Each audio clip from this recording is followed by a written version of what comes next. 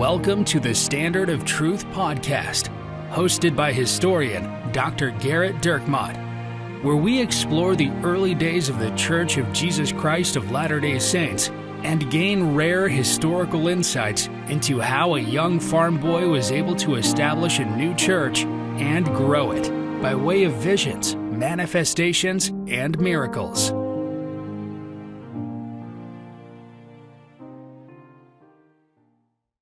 Hi, welcome to another episode of the Standard of Truth podcast. I'm your host, Dr. Garrett Dirkmott, and I'm joined by my friend, Professor Richard Leduc. Hello, Garrett. In this week's podcast, we received an email from a listener that is going to be able to kind of spark the discussion that we're going to have. But first, I wanted to read it. We received lots of emails from our listeners. And again, we have a rule that we only read the ones that are very positive and glowing. Right. We receive thousands upon thousands of emails. Like I've used the example before that it's the scene from Miracle on 34th Street, and we're the judge. Put them Santa's here letters on my desk. Yeah, and then there's no room on this desk. That's right. Just bags and bags of letters. And like Miracle on 34th Street, our listeners are unable to tell whether or not you're Santa Claus.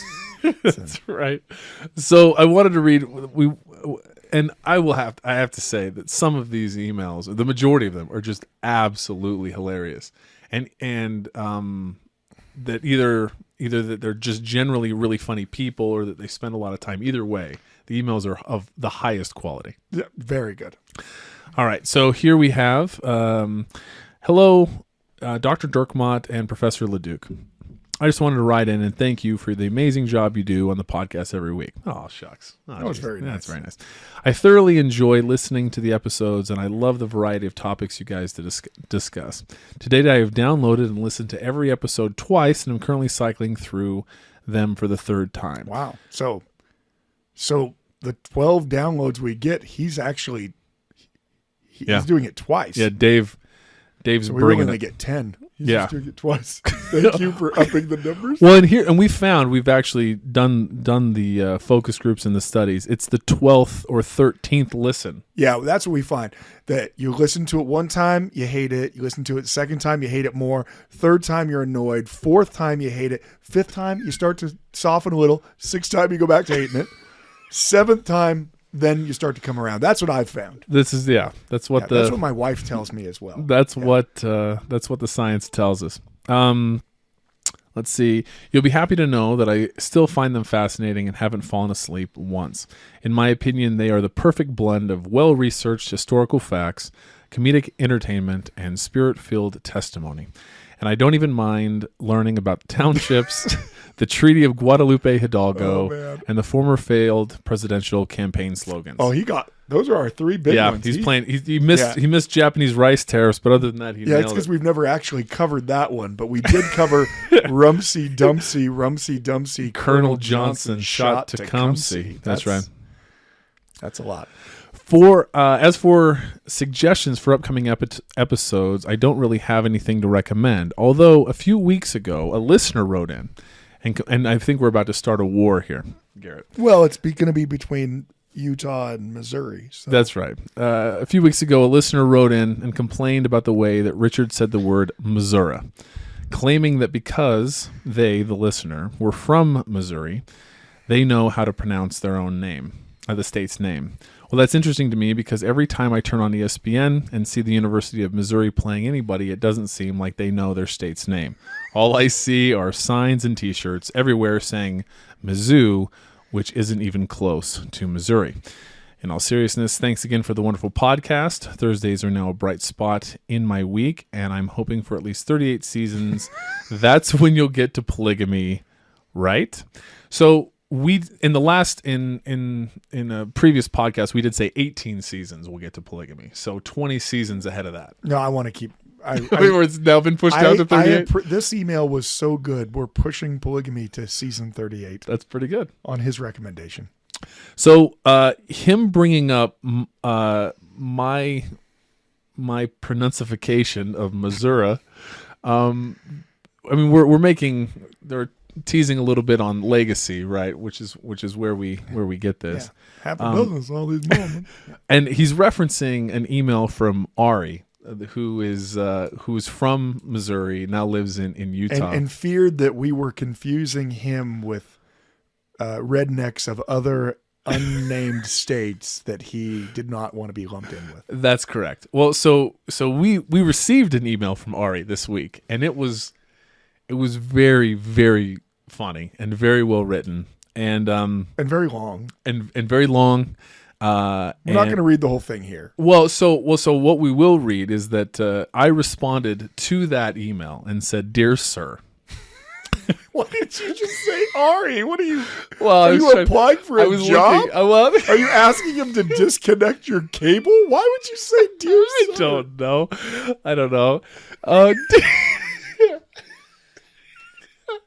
Dear Sir, given my obviously limited grasp of the English language, it is not possible for me to properly communicate how much I loved your email below. That was my response to his just hilarious email about how much of an idiot I am for not being able to pronounce Missouri. I like the fact that you take it in stride. Oh, it was just, but it's a rule on the show that we only read the positive Yeah, ones. well, he noted that. He said, I have to make this sound positive because otherwise you won't read it.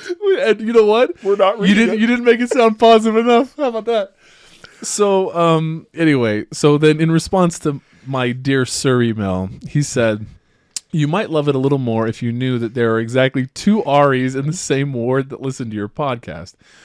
When you read the email on that first episode, he came up to me and accused me of being the sender, which is obviously true. So you may receive literally dozens of emails, but there are literally 2 of us. He is not as picky as I am, though. So you've won over exactly 50% of your Ari listener base in Utah. That's good great. to know. So first of all, I'm surprised there's anyone in Missouri named Ari. And then doubly surprised that there's 2 Aris in the same ward and that somehow both of them are listening to the podcast. Well, my guess is that maybe Ari just has a split personality. Well, so it's great. I mean, like I've said several times. I mean, half of my family is Jewish, and so like I've got like 30 cousins named Ari. So Yeah. it just feels like I'm back home. But so the email that is going to kind of spark the discussion comes to us from a listener named Marlene, and it's actually full of all kinds of good stuff. We're going to pull out one particular thing. Dear Professor LeDuc and Dr. Dirkmatt, I really appreciate, by the way, that she led with me on that. I think that's important. I think that we're going to start calling it the Standard of Truth podcast with Professor Richard LeDuc and sometimes accompanied by statistician Garrett Dirkmatt. I love that. I think that's good. I think the things that I bring to this, all the research, all of the things that I've done. All right, dear Professor LeDuc and Dr. Garrett. My name is Marlene. I'm a new listener to your podcast, and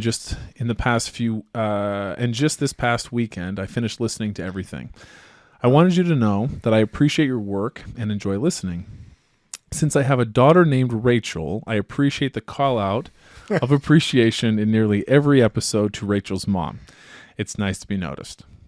It's funny how many people think that they know who the Rachel is, who's Rachel's mom. Well, in this case, it's Marlene.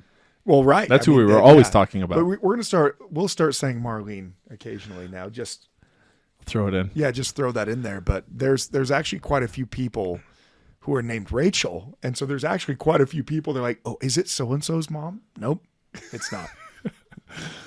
I have liked all of your discussions about Calvinism. Oh, so you're the one. And how early saints have had a hard time with some of the revelations because they didn't fit into accepted prominent view of God or heaven, etc. In listening to your Zion podcast, one thing you didn't say was that the saints were to blame for being persecuted and killed. Not that I think that, but hasn't that been a prominent view in the church? At least I think it has been in my time growing up. I know I have learned that if we are righteous, we are blessed with money, health, prosperity, etc. So then the reverse must be true. If we are having a hard time and not feeling blessed, don't have money, health, prosperity, etc., then we must be sinful or being punished by God. Where does that idea come from? Is that a Calvinistic worldview? On my mission in Germany eons ago, I learned that A plus B equals C, or that faithfulness plus working hard equals baptisms.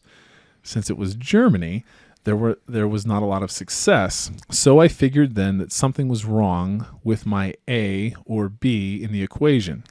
Since then, I have been trying to reframe my ideas of what blessings are and how I know I am worthy of blessings. Anyway, if any of the above makes sense and you'd like to talk about it sometime, I'd eagerly listen. Well, Marlene, so this is something that is both something that Garrett and I are actually both passionate about as it relates to your question. And so Garrett's going to be able to dive into a little bit of kind of where this idea comes from, and then hopefully we'll be able to provide some even modern day, latter day teachings from apostles and prophets on kind of the counter to that way of thinking. I mean, this is a great question in part because we don't always have questions about purported Joseph Smith revelations that are recorded 30 years later. Not always? I would assume that there's at least 98% of our listener base who didn't know that W.W. Phelps letter existed. Yes. And that's normal. That would be a fine thing to not know. Now, I'm sure one of the Aries did. Yeah, the one that likes us. Yeah, the other Ari who thinks that you don't know how to talk right. Well, he's right about it. Yeah, well, you know talk good. But, I mean, so it's a great question because it's universal. It's actually the question of every person who believes in any type of higher power, period. And when you ask where the origin of that idea comes from, obviously there are multiple places in the Bible in which the way that cataclysms are framed is because of wickedness, right? The children of Israel are destroyed in the kingdom of Israel, the lost 10 tribes because of their wickedness. The kingdom of Judah eventually falls both in the Book of Mormon and in the Bible, and is carried away captive into Babylon. Why? Well, because of their wickedness. And so it is certainly a biblical way of looking at suffering to say that, sometimes this is called the classical view, that suffering is because of a punishment from God. You see this in multiple places in the Old Testament. And part of the issue surrounding that is the world in which the Old Testament is written in. The world of the Old Testament is a world of multiple gods. And it's a world in which the idea of a righteous God, the idea of an all-powerful God who is also all good, doesn't actually exist, right? So Zeus is, I guess, technically all-powerful, but he's also someone who's guilty of multiple sexual assaults and murder. So you don't worship Zeus because Zeus is good. You don't worship Zeus because he's going to prepare for you a wonderful place in the heavens and the afterlife. In fact, in the ancient world, most people view the afterlife as being manifestly worse than this life, certainly in Greek theologies. And so you don't worship Zeus because you're going to go to heaven because you don't believe in heaven. You don't worship Zeus because Zeus is good and you love Zeus. You actually probably hate Zeus because he's a total jerk. He's everything that every bully on earth is, only he has the power to carry all of his horrific schemes into play and put them into practice. You worship Zeus because he's powerful.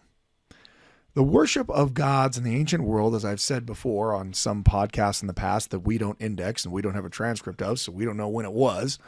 But trust me, I'm sure it was amazing. If you just go through it, listen to all of them 3 or 4 times, you'll eventually find the one you're looking for. Or we'll get to it in season 37. the point of worshiping gods in the ancient world is so foreign to many Latter-day Saints and other Christians today. The gods were not good. That was the whole explanation for evil in the world. Why did my crops all fail? Because Athena hates me and destroyed all my crops. Why does she hate me? I didn't sacrifice a goat to her the way I should have last October, and she's still holding a grudge. Now, that did not provide a whole lot of closure in the sense of an explanation of how you could fix it, but it certainly provided explanations for why things are the way they are. Why did my son die in that battle against the Parthians? Well, because Mercury was angry with my failure to venerate him in his shrine. So the polytheistic world, gods were worshipped not because you loved them and not because you were seeking an afterlife. Gods were worshipped because they were powerful. And gods could do things that you couldn't do. If I send my son off to war, I can't keep my son from being killed in the battle. But you know who can? Zeus can. And if Zeus doesn't, even though I offered sacrifice and even though I prayed to Zeus, well, I must not have venerated Zeus enough for him to not have that happen. Or, since gods are competing with one another, it's entirely possible that while I sacrificed a calf to Zeus, the opposing, parent on the other side with their son, they sacrificed 5 entire bullocks to Baal or whoever they're worshiping, right? The idea of this is really upended by Christianity. Christianity transforms this, not only in the fact that you go from having countless numbers of essentially regional gods who are over different areas. Here's the god of Egypt, here's the god of Iran, to a single God. But that single God creates a real problem. If there's only one God, and we want to say that that God is also good, and we want to say that that God is also all-powerful, well then, how now do I explain bad things? Before, I had a ready explanation. There were either mischievous other gods who were meddling in the affairs of men, or I myself hadn't properly venerated these mischievous gods, and that's why they were harming me. But ultimately, I had an explanation for evil. Christians lose the polytheistic explanation for evil because now there's no other gods. And even though we try to shovel a lot of the blame off onto Satan, he makes for a good fall guy, the reality is, as we've talked about before, God created Satan. So the moment you say God's all-powerful, then of course God already knew when he created Satan that Satan was going to become a fallen angel, which is what they believe. We, of course, believe he's, spirit, children of Father, but no one believes that back then. Just FYI on the side, no one believes what we believe when it comes to Adam and Eve. But God knew already when he created him, because again, this is how Christian would look at this. God created Satan out of nothing. God created everything out of nothing, which means an all-powerful God already knew that when he was forming the Satan molecules, which sounds like a drink at a biker bar, but when he was forming the Satan molecules, he knew in that moment that Satan was going to fall and terrorize mankind. And so it actually makes the ultimate question of evil far harder to explain. Why does God allow Satan to do so much evil in the world? Why doesn't he restrict him? If we're blaming everything on Satan, can't God stop it? If you say he can't, well, we've got a problem because now God's not all powerful. And if you say he can and he just doesn't, well, now we've also got a problem. This concept is only mitigated by what you have in Job, right? In Job, you have a very righteous man who is absolutely suffering, but it's not because of his evil. Still, though, Job is in the classical sense of the understanding of suffering, because who is inflicting the suffering on Job, right? It's, Satan and God have a conversation, at least in the way it's presented in Job. And, an outside force is allowed to inflict these punishments on Job, even though he's done nothing wrong. And then, of course, his friends help out by saying, I'm pretty sure it's your fault, dude. No, we all know it's your fault. Just confess, say that it's your fault. Even his wife, curse God and die is what she says, which, I mean, that's how I'm usually greeted when I get home from work. But in both cases, the suffering comes directly from God. I mean, well, in Job's case, God allows Satan to do those evil things, but still God allowed it. But in Job's case, it wasn't because he was wicked. So the Old Testament does establish the idea that an incredibly righteous person can suffer incredibly. But also often what you have is that the wicked people are slain and the righteous people survive. Now, if we, leap forward into the future to get kind of closer to Marlene's question, because right now she's like, I did not ask that question. Yeah. Whatever you just talked about. Well, I was about to start talking about the Treaty of Guadalupe Hidalgo, but we'll move it back. When you get to the Protestant Reformation, one of the things that's most fundamental to Martin Luther and to John Calvin is the absolute sovereignty of God.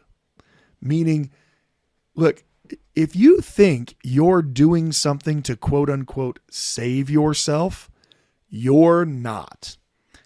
God chose to save you.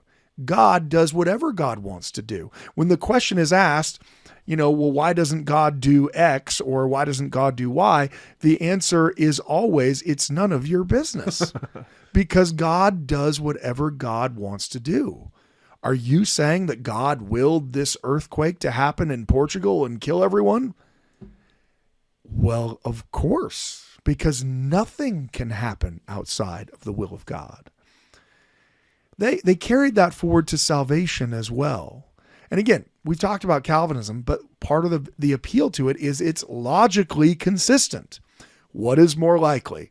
That an all-powerful God who created this world out of nothing and decided exactly how horrible it would be, that God desperately wants there to be no suffering in this world, but he just can't figure out how to stop the suffering.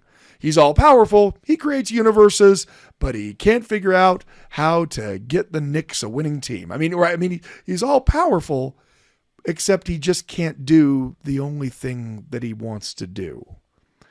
Well, that kind of bad logic is just laughable to the reformers like Luther and Calvin.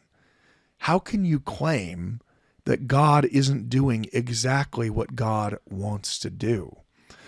We've read from Jonathan Edwards before, and with Jonathan Edwards, even as he told people, you better get ready for the barbecue because you're going to go to hell and you deserve to go there. Why should I be righteous if God's going to send me to hell tomorrow anyway? Well, because God should have sent you today, right? You could start that endless torment and suffering a lot earlier. So if you are, profligately wicked, then you'll be sent to hell even sooner.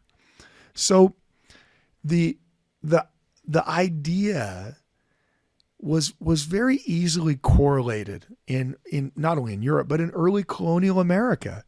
If God is in charge of everything, and if God only chose to save certain people, then if so-and-so happens to have a goodly amount of money and his farm is nice and big and full, well, you have to say that is God's will. How could you not say that it's God's will? God is the only sovereign power in the universe. Remember, Calvinists are arguing that we don't even have free will, that the only will, quote unquote, that you have is how you might sin. But that you're a sinner, that you're unrepentant, that you're unregenerate is outside of the will. You are a sinner who deserves to burn in hell. Period. End of story.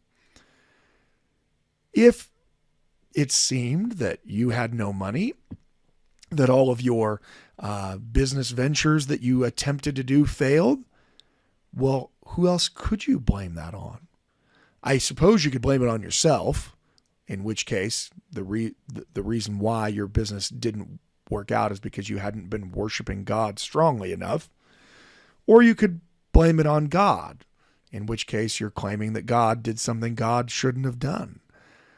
So it was a pretty natural thing to say, if Bill's crops all die, well, Bill must have fornicated with somebody. That's the reason why. It's classic Bill. Yeah, well, Bill, that's what we probably have a listener named Bill. Well, we haven't heard from him yet. Well, he knows. Bill, it's time for confession. But anyway, so that mentality was it was used to justify what seemed to be the horrific things in the world. Let me give you an example that it's probably not the most delicate example. And by probably... No, it's not at all. It's not. It's very aggressive. Yeah, but it actually...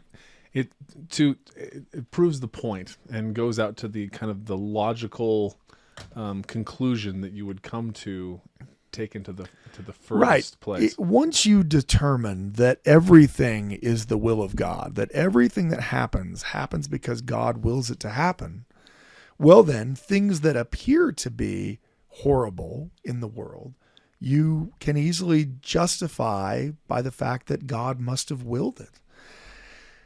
Probably one of the most horrific examples of this in American history, I mean also European history, but in American history, is the attempt to defend slavery and the subjugation of Africans and their horrific treatment on the basis that Europeans believed that black men and women were descendants of Ham and descendants of Canaan, and all the way back through this cursing.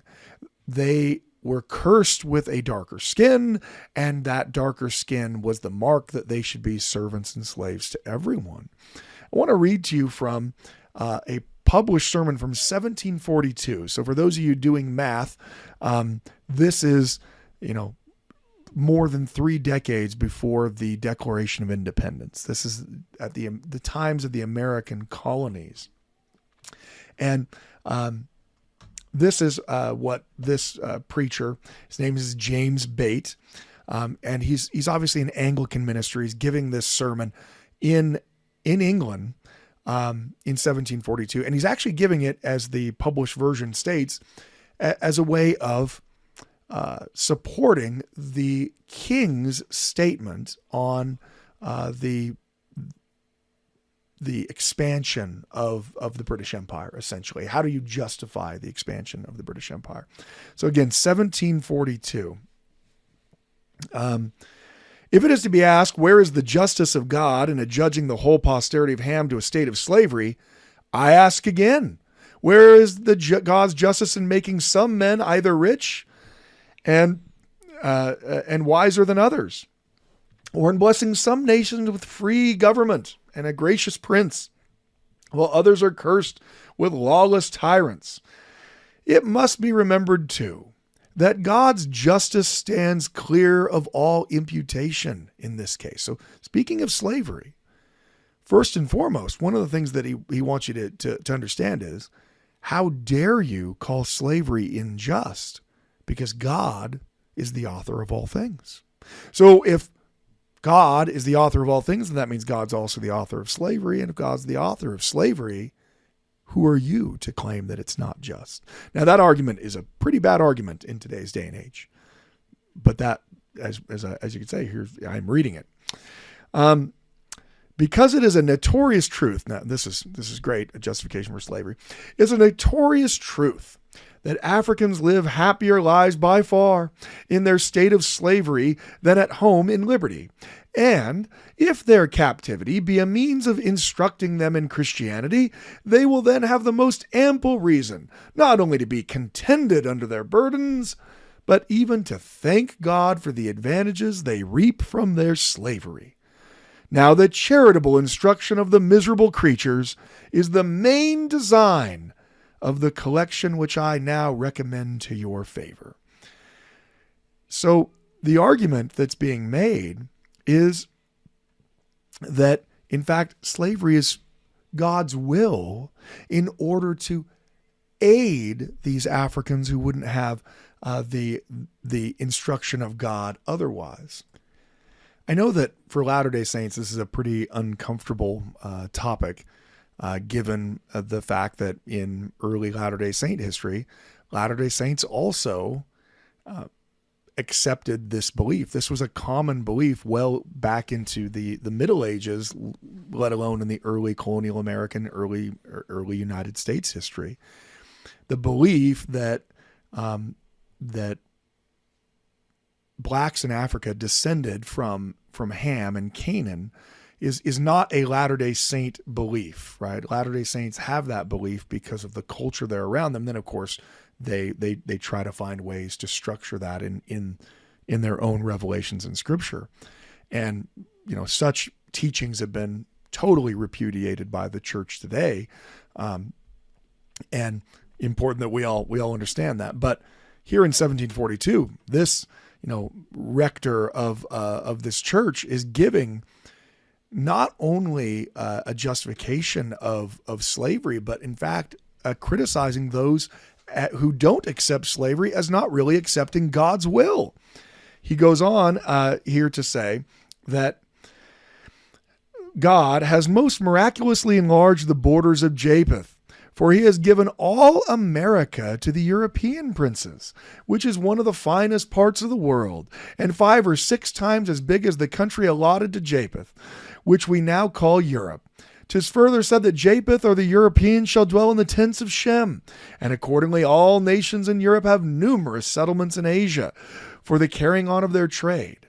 And then it follows that Canaan and the Africans shall be there, and this is all caps, their servants also.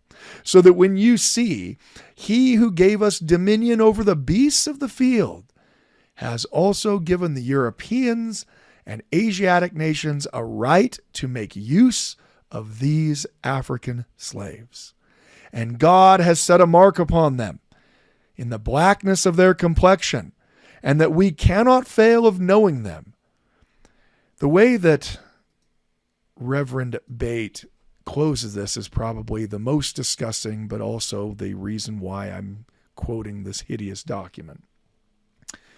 So wonderfully does everything concur to fulfill the will of God. For this preacher, it's God's will that Africans be enslaved.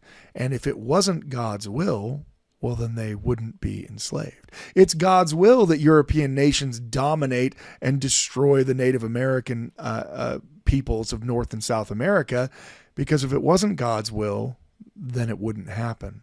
You can see the negative underbelly of this Calvinist theology, that once you say every single thing is God's will, you find yourself justifying some things that I really hope aren't God's will. But it doesn't really answer our full question of how those things work. Now, this idea is certainly in play in early America. If someone seems to be a failure at everything, it's pretty hard to argue that they are, just being incredibly blessed by God's will. And so there were certainly preachers, and in fact, many critics of early Latter-day Saints pointed to how poor the Latter-day Saints were as proof that they weren't good people and clearly didn't have the favor of God.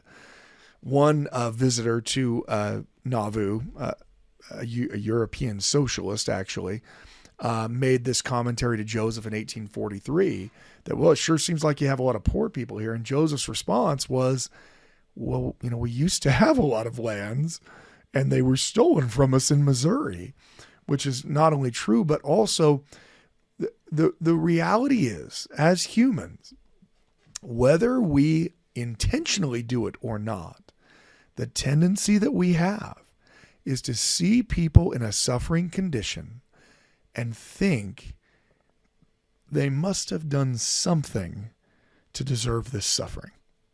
They must have, somehow this must be their fault. Now, back to Marlene's question. I was going to say I don't know who her mission president was, but she actually told us, but we edited that out. Names have been changed to protect the innocent, or in fact, in this case, the guilty. They thought that by teaching the missionaries in your mission, that if only you're righteous and if only you work hard, well, then you will absolutely have baptisms. Well, let's put that to the test, shall we? I can think of a missionary who worked really, really, really hard and was super, super righteous, who didn't give up after failing. His name was Abinadi. How many baptisms did he perform? I think he performed 0. Yeah. In fact, even the conversion he gets, that guy baptizes himself, for crying out loud. Yeah. Well, and then you also have the missionary work of Alma and Amulek. And they did certainly some good. Sure. And then also they watched members of the church being burned along with their scriptures. I mean, the problem with the reason why Calvinism was such a powerful ideology is it provided a religious explanation for the will of God in the world.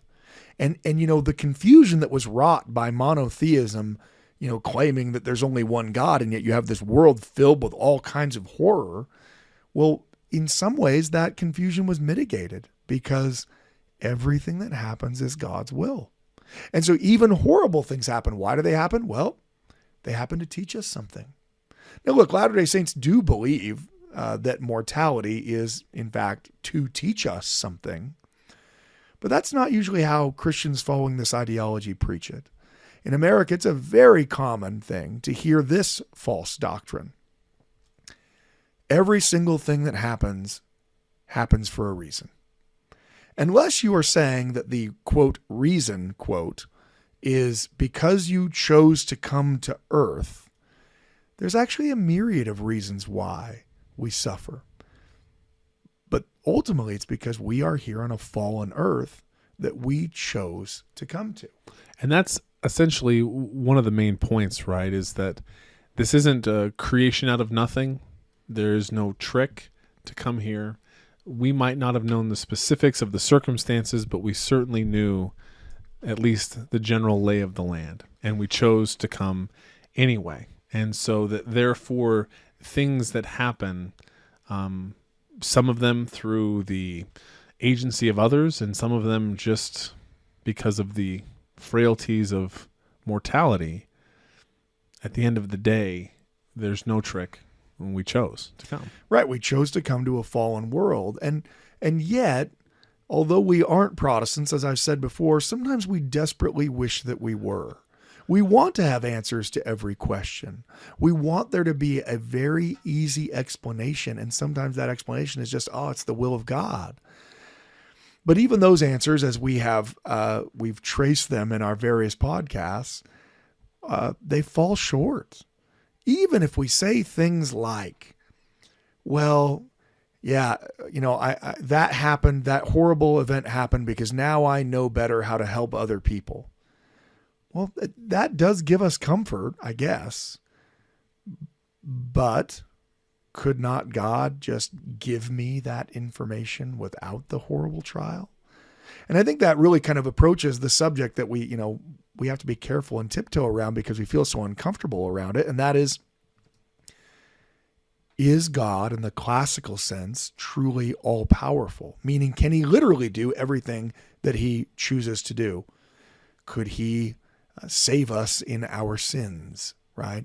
Now, we've already talked about this with Doctrine and Covenants section 93, in which there is at least one thing that is laid out by the Lord that God doesn't have the power to do, and that's to create intelligence. And again, we have that on God's authority because he's the one saying it. So we have to say, probably, right? I mean, he's probably right about what he can and can't do. But we live in such a Protestant world, if you live in the United States, that the idea of anything limiting is in and of itself a problem. And so there's a couple of things driving what I would say is a pretty false understanding. And Richard said we're passionate about it. And one of the reasons why we're passionate about it is because of the harm that it causes. If we really believe that as long as we're righteous, as long as I go to the temple, as long as I'm reading my scriptures, as long as I just pray, that nothing bad is going to happen to me, that my kids are all going to have strong testimonies, that I won't lose my job, that I will always have the friends I'm looking for, that I won't feel alienated, that I won't have mental illness, that nothing of sickness and poor health will ever affect me.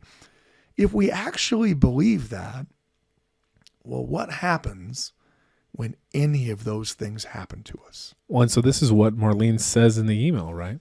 I figured then that something was wrong with my faithfulness or hard work. It had to have been. So ultimately, every problem you have devolves to yourself. I have heard this propagated in Sunday school classes myself. I had a Sunday school teacher who was adamant that every person who just didn't have enough money, it's because they weren't following the gospel and working hard enough. Exactly what Marlene, maybe it was Marlene's mission president for all I know. And it actually got to the point where it was uncomfortable going to his class because every single answer to every problem was just agency. If someone's not happy, they're just not working hard enough. If someone's not happy, then maybe they need to really turn their life to God. Well, that bothered me a great deal, in part because when you study church history, one of the things that you come very well acquainted with is just how many incredible women and men suffer inexplicable horrors. And not only do they suffer them, many times they suffer them specifically because they're trying to follow the commandments of God. We've mentioned some of them. We did a whole episode on Mercy Fielding and her horrible life. Like, her family has given up everything to follow the gospel. Her husband is essentially serving Joseph Smith as a private secretary, an unpaid private secretary, and he dies. And in the aftermath, she practices plural marriage, which I'm sure wasn't easy. And then that plural marriage husband, Hiram Smith, is murdered. And she has to cross the plains by herself. Are we going to say that, you know what? I just wish Mercy Fielding was more faithful. I mean, I know she helped establish a bunch of the stuff with the Relief Society and raised thousands of dollars to help build temples and did everything she was commanded to do. But obviously she didn't. Must not. She must. You know what? She didn't work very hard. Yeah. That's the way I look at Mercy Fielding. Why didn't she work? That's the number one issue. I mean, obviously I'm being facetious, but it is a cruel and false doctrine that suffering only comes to people who don't work hard and who just aren't righteous enough. And if you meet with enough people like I have, who are going through the throes of agony because of some inexplicable event that has happened in their life, the cruel idea that every single thing that happens is God's will because of your injustice, because of your own suffering, like I said, it's a false doctrine that's upsetting to me. Now, even Job ends up not being the best example for us, because what happens with Job? The writer of the book of Job, lets us know at the end, hey, don't worry, Job was blessed with, more wives and children, and he was even richer after than he was before. As though children and what were like commodities, That, well, don't worry, I lost 12 of them, but I got 13. So I feel like I invested pretty well in my, in my children, real estate scheme or whatever. I mean, the reality is, even saying, oh, eventually you'll be temporally blessed, that's not evident. You can take Joseph Smith's life as a very good example of this. We talked about this early on, but just think about this. Joseph Smith is from an incredibly poor family. He finds these plates that his first impulse, even though the angel said, don't try to steal the plates, don't try to steal the plates, don't try to steal the plates, don't try to steal the plates. He opens the box. I'm gonna steal those plates. I mean, I don't know that he says that, but I think he clearly, something happens. He's not able to get the plates even after the angel, telling him not to do it. Well, he acknowledges. No. Oh yeah. The only reason I know that Joseph thought about taking the plates to become rich off of them is because Joseph said it. So, now what does that demonstrate? I mean, it demonstrates that Joseph's financial situation for his family is so dire that even with these angelic injunctions, it's still a thought that he has, right? But he does. He repents. He makes himself worthy, and he finally gets those plates, and then he has to try to defend them. He has to hide them multiple places. He's assaulted multiple times. People break into his home. They break into his parents' home. They stop him on the street. He's arrested multiple times because people are trying to get those plates. And while he's going through that, while he's going through the struggles of learning to translate, he moves in down on his father-in-law's farm. And if you remember, Isaac Hale, not a huge fan of Joseph, since Joseph ran off and married his daughter against his will. While they're trying to struggle doing that, translating the Book of Mormon, is when Emma is going to give birth to their first child. And that child dies immediately at birth. Are we going to say that it's because, shoot, I guess Joseph and Emma were just so wicked, Emma having essentially abandoned her possibility of having a well-off life because she married Joseph, becoming a hiss and a byword in the community, sacrificing everything as the primary early scribe of the Book of Mormon. I just wish Emma was more righteous. I just feel like if she had worked harder, then she wouldn't have lost her baby. Do you see why I hate the idea so much? I'm not saying that people don't suffer for wicked actions that they do. They do, and, when you see it, you're pretty happy about it. All of you have seen things like you're watching on, some kind of Facebook reel, and there's a car that tries to run over a person and actually slams themselves into a telephone pole, and the telephone pole crashes down on the car, and all you say to yourself is, well, maybe you shouldn't try to run people over, you murderer, right? And so I think we like to fool ourselves into thinking that the bad things that happen in this world are primarily the result of negative agency, people doing bad things, and then therefore God is going to punish them. And you're also not saying that God certainly does bless people with riches and success, and that also happens. The riches of the earth are the Lord's to give, right? He makes that very clear. But it's also Jesus who makes very clear that he causes his rain to fall upon the just and the unjust. He doesn't seem to see riches as proof of righteousness, right? In fact, when the rich young man, says, what good thing shall I do that I may obtain eternal life? And Jesus tells him, go and sell that thou hast and give to the poor and come and follow me, and thou shalt have treasures in heaven. When that rich young man goes away sorrowful, for he had great possessions, Jesus' response is, how hardly shall the rich inherit the kingdom of God? For it is easier for a camel to pass through the eye of a needle than for a rich man to inherit the kingdom of God. That does not sound like Jesus is saying, you know what? All of the rich people, they're all the ones that are the most righteous.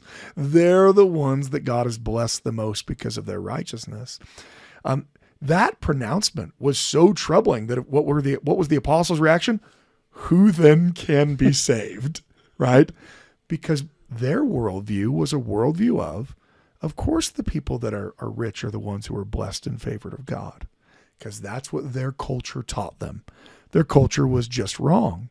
When Jesus said it's easier for a camel to pass through the eye of a needle, that's the reason why in the Middle Ages, some,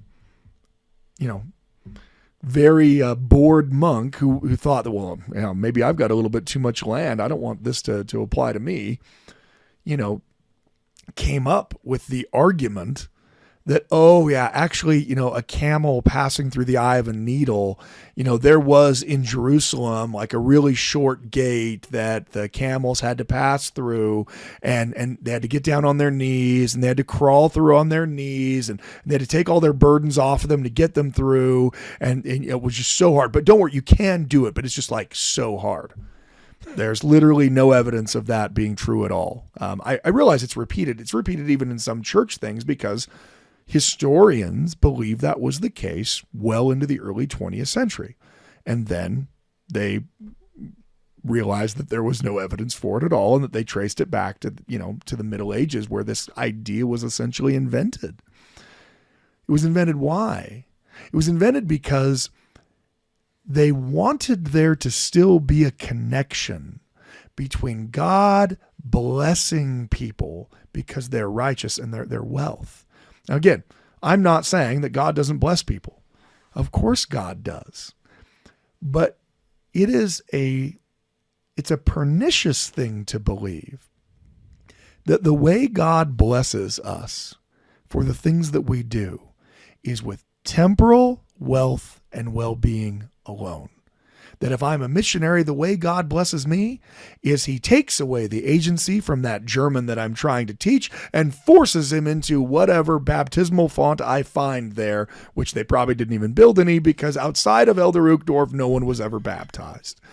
I went to Wisconsin on my mission, which, they were American it's Germany Germans. and America. Yeah, they were American Germans. And that's how many people were also baptized. But you see the negative effects of that. Marlene is relating them to us. How many times did she say to herself, I just got to pray more. If only I was more righteous, then God would take the agency away from these Germans and force them to be baptized. Remember that Jesus himself, Jesus, the great exemplar, Jesus, the Son of God, Jesus, literally God. Most people don't accept him. Most people don't believe what he's teaching. Most people don't convert and see him as the Messiah. And in fact, he is going to be crucified. Utterly despised and rejected of men, a man of sorrows. That reality should give us pause if we have become conditioned to think that as long as I do what's right, nothing bad will ever happen to me. And there's Emma and Joseph burying their first child. And wouldn't it be great if we could say, that was the only child they lost? But then Emma gets pregnant again and has twins, this time when they first arrive in Kirtland. I've been to the Morley farm in Kirtland, where those twin babies who died immediately after birth are buried somewhere on that farm. And so after that, don't worry, they adopt the Murdoch twins, and one of them dies during Joseph's mobbing. But that's got to be the end of their suffering, right? Except later when their toddler son, Don Carlos in 1841, will also die. I just wish Joseph had been more righteous, though. I don't understand why Joseph didn't just work harder. If only he had prayed more. If only he knew how to really unlock his potentiality. None of those things would have happened to Joseph. This is the reason why I'm too passionate about this. But because when someone makes the claim, if only you do what I tell you to do, you are going to be healthy, wealthy, and wise. Don't worry. If you're suffering, you know what? It's obviously because you need to go back to God. Now look, some suffering is because you need to turn to God. If you're someone listening who's committed moral transgressions, Bill. and clearly Bill, who we've called out now as a fornicator. We didn't say an adulterer. He was a fornicator. Yeah, he's a fornicator. He wasn't married yet. We don't know Bill yet, but Bill, you know who you are. Then obviously when you're thinking, I don't know why I can't feel close to God, well, because you need to repent of your sins. Some of our suffering is self-inflicted, but I don't even think it's most of it. In fact, I don't even think it's some of it. I think it's a very small portion of it that is directly related to our sinfulness. Look, is it attributed to my sinfulness that I decided not to go to church on Sunday and I decided to drive to Taco Bell to go, get some tacos? Because yeah, of course. What else are you gonna do with Taco Bell? Well, yeah, I'm not driving there to ask them, to help me with some kind of, Pythagorean theorem. I'm going there because I want a bean burrito and I want it now. And I get in a car wreck on the way there. You could see how someone might say, well, that was God punishing you. Okay. And maybe it was. Or maybe it was God allowing the natural order of events to take place. Because was he also punishing the person I ran into? He was punishing them even though they were on their way to church. You see the problem very quickly. I've said this before, but when we talked about the problem of evil, but let me reiterate to kind of talk about the problem of simply ascribing all evil to agency. Let's say after this podcast, because it's been a rough one. Yeah, oh yeah, it's been terrible. Richard's been riding me like crazy, just like, nope, this is bad. You're not doing a good job. I look behind me. All I can see is my wife and his wife doing the cut sign across their neck before they fall asleep, which is always. And so it's been a tough time. So right after we're done, I decided, you know what? I know that there's a word of wisdom, but I just got to get a drink. And so I head on down to the state liquor store. I get a bottle of Jack Daniels and I drink half of it. And then I decide to drive. Now, I've made a lot of bad decisions. First, the one that triggered it all is that I was trying to do a podcast at all. That Richard was my friend. Second, right? Oh, yeah, that he was that's pushing probably me one. to, Yeah. The biggest mistake. But even if we were being more serious about it, I went and as a Mormon, knowing that alcohol is against what I've covenanted with God, I went and bought it. That's pretty bad. But it's far worse knowing just legally and lawfully the fact that I then decided to drive my car. Well, I drive that car and I wrap it around a telephone pole. Well, there's going to be a lot of suffering involved. I'm going to suffer physically, obviously, because of the damage to me in the crash. I'm going to suffer financially because now of the replacement of the car, my insurance rates are going to skyrocket. And there's actually going to be some innocent suffering there, right?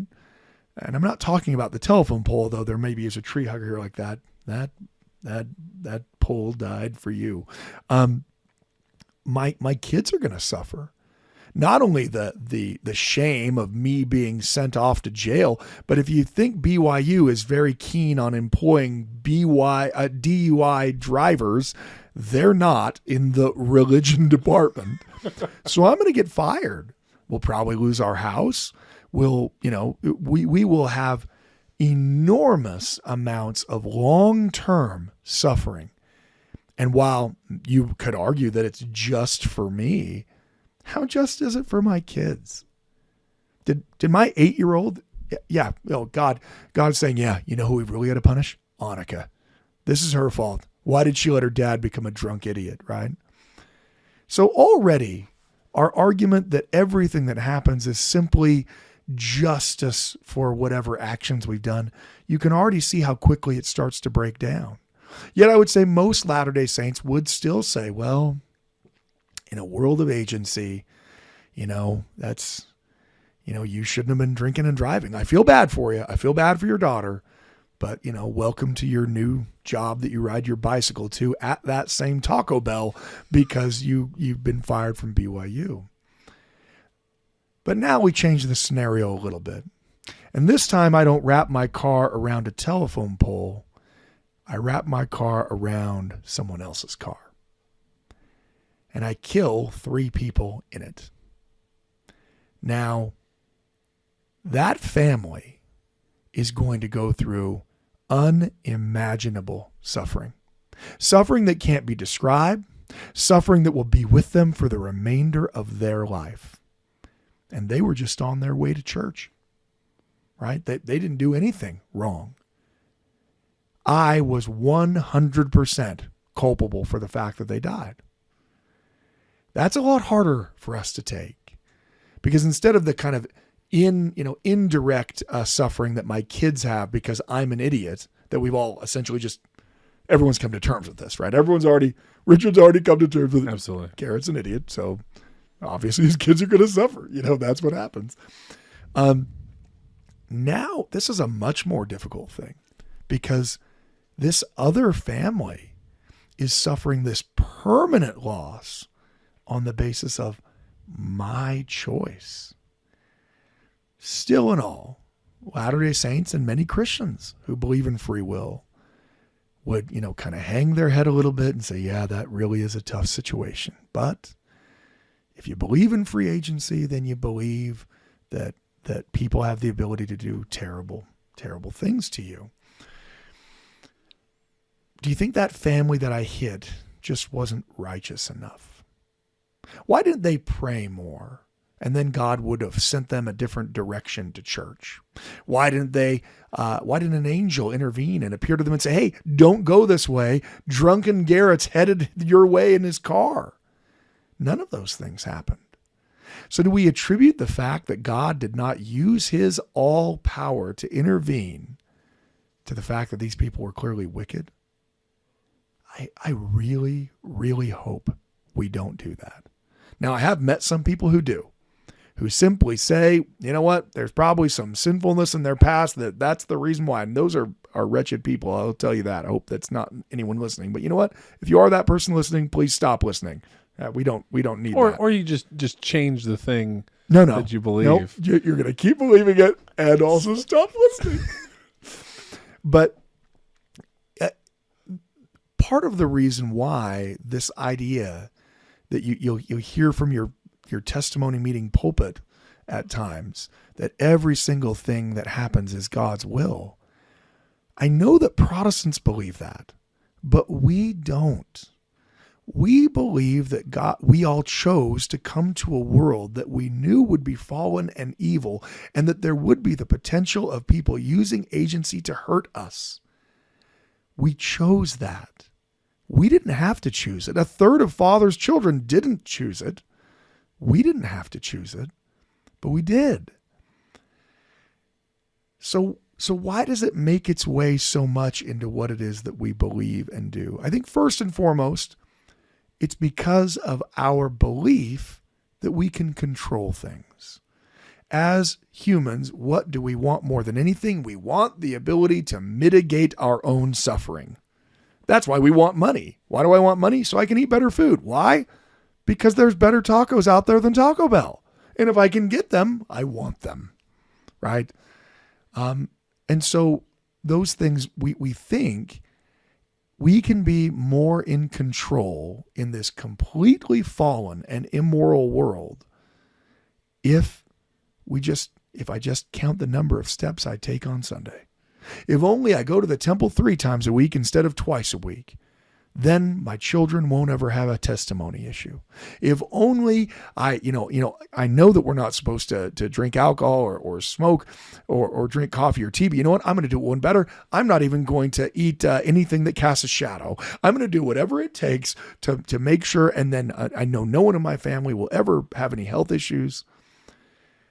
We do those things thinking or hoping that as the brethren referred to it, the vending machine will give us the blessings we want. But we're not polytheistic people living at the turn of 2 millennia ago.